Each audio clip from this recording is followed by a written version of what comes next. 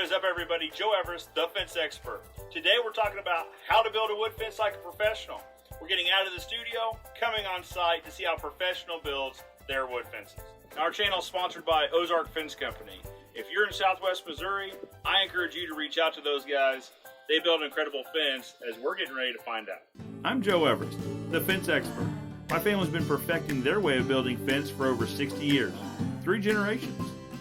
While there's more than one way to build a fence, I'm here to share with you our way. The first thing I look at when inspecting a fence is going to be the gates. Mainly because gates are the #1 reason for service calls across the United States when we're talking about wood fence. Now these guys have done it right.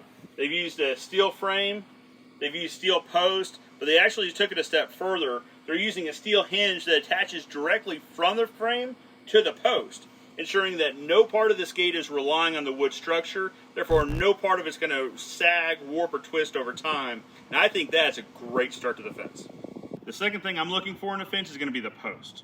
Posts are actually really critical to the fence because they're the #1 reason that fences are replaced across the United States. Typically they're installed with a wood post, which is prone to rotting, warping, and twisting.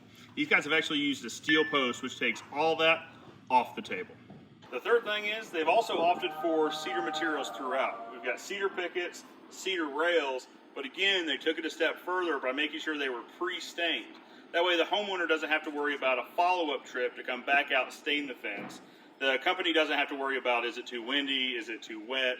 Once the fence is installed, it's already pre-stained. That way the fence is done on the finished day. Now another thing they did that I really like is they followed the terrain of the yard. Now, as typical across the United States, this yard wasn't flat. It slopes away from the house. But rather than stair-step the fence, keep everything straight, but also try to follow the terrain, they just sloped the fence with the terrain.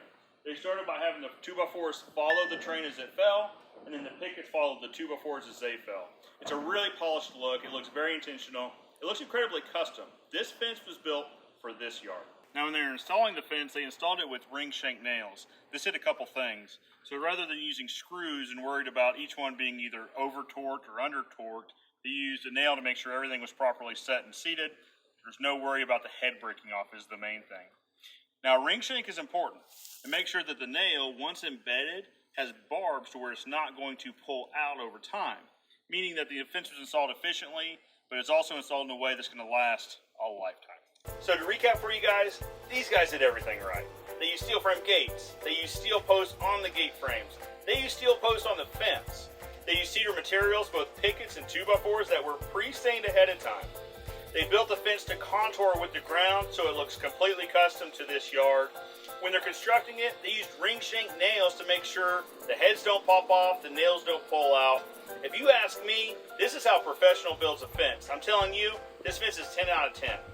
If you want to install a fence like a professional, install it like this, and you'll make sure your fence and your gate work for a lifetime to come.